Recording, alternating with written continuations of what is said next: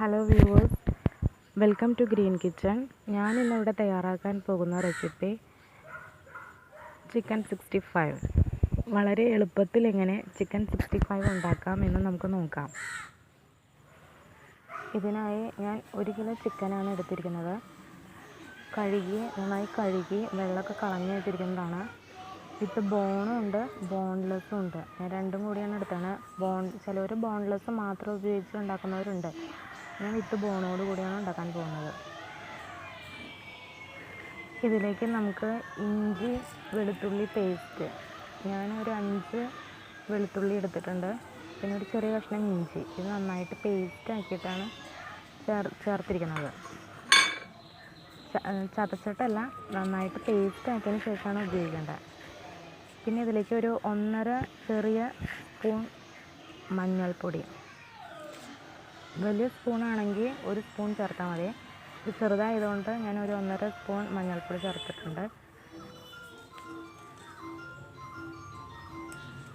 പിന്നെ 2 സ്പൂൺ മല്ലിപ്പൊടി, table spoon മല്ലിപ്പൊടി. പിന്നെ ഒരു ചെറിയ സ്പൂൺ ഗരം മസാല ചേർക്കാം. ഒരു ചെറിയ സ്പൂൺ ഗരം മസാല. പിന്നെ ചിക്കൻ മസാല ഒരു 2 ടേബിൾ സ്പൂൺ ചിക്കൻ മസാല ചേർക്കാം. ഞാനിത് ടിന്നിലേക്ക് ആക്കാത്തത് കൊണ്ടാണ് ഇങ്ങനെ ചേർക്കുന്നത്. നിങ്ങളത് നോക്കി 2 ടേബിൾ സ്പൂൺ ചിക്കൻ മസാല ചേർത്താൽ മതി. പിന്നെ ഞാൻ ഇതിലേക്ക് 2 ടേബിൾ സ്പൂൺ മുളക് പൊടി. അത് ഒത്തിരി എരിവ് വേണ്ടവർക്ക് ഒരു 3 സ്പൂൺ ചേർത്താലും കുഴപ്പമില്ല, 2.5-3 സ്പൂൺ ചേർത്താൽ കുഴപ്പമില്ല. ഞാനിത് 2 സ്പൂൺ മുളക് പൊടിയാണ് ചേർക്കുന്നത്. പിന്നെ cornflour 2.5 table spoon cornflour.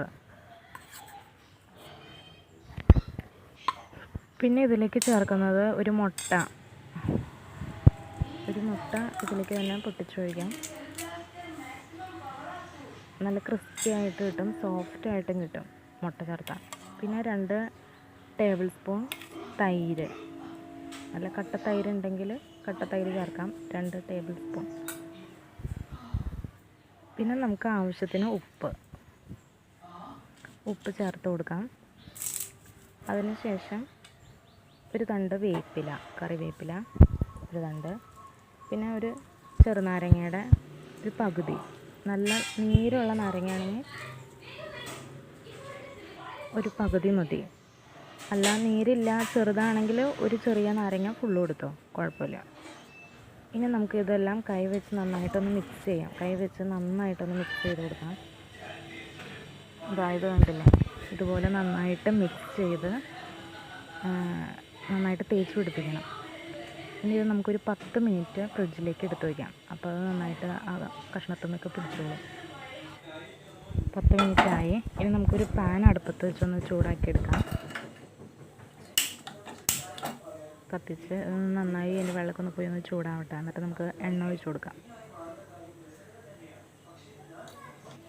Pan ചൂടായി വന്നിട്ടുണ്ട്. ഇനി നമുക്കിതിനകത്തേക്ക് ഓയിൽ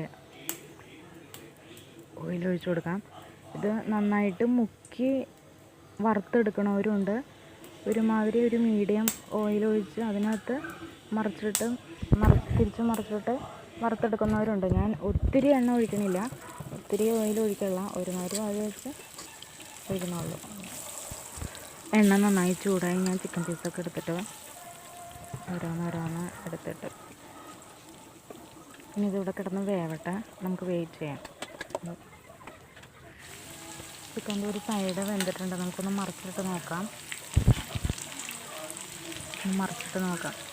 ഒരു സൈഡ് വെന്ത് തുടങ്ങിയിട്ടുണ്ട്. ഇതാ കണ്ടില്ലേ, വെന്തിട്ടുണ്ട്. നമുക്കങ്ങനെ എല്ലാ ചിക്കൻ പീസും മറിച്ചിട്ട് കൊടുക്കാം. വെയിറ്റ് ചെയ്യാം, കിടന്ന് വേവട്ടെ. ചിക്കൻ എല്ലാം വെന്തിട്ടുണ്ട്.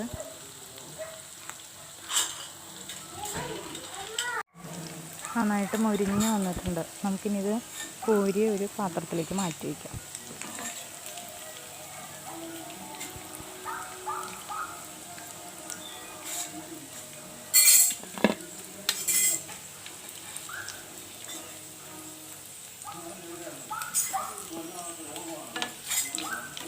ഇതിൽ എണ്ണ ഒത്തിരി കുറവായിട്ട് തോന്നുകയാണെങ്കിൽ നിങ്ങൾക്ക് ഇത്തിരി കൂടി എണ്ണ ചേർക്കാം.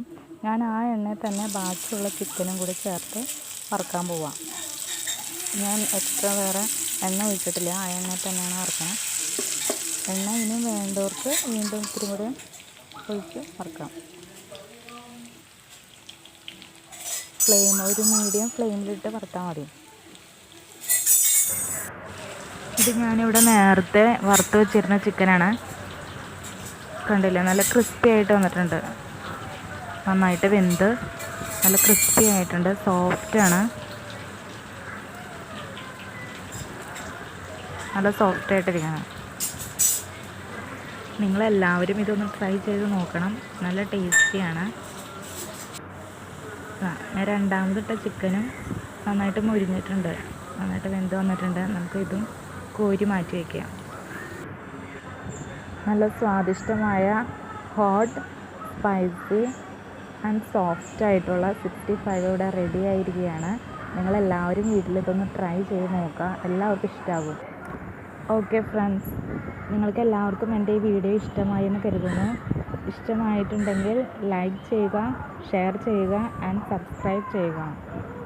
സബ്സ്ക്രൈബ് ചെയ്തതിന് ശേഷം അവിടെ ഒരു ബെൽ ബട്ടൺ കാണും, അവിടെ ഒന്ന് ക്ലിക്ക് ചെയ്യുക. ഞാൻ ഇനിയും നല്ല നല്ല റെസിപ്പീസായിട്ട് നിങ്ങളുടെ മുന്നിൽ വരുന്നതായിരിക്കും. അതുവരെ ബൈ, ടേക്ക് കെയർ.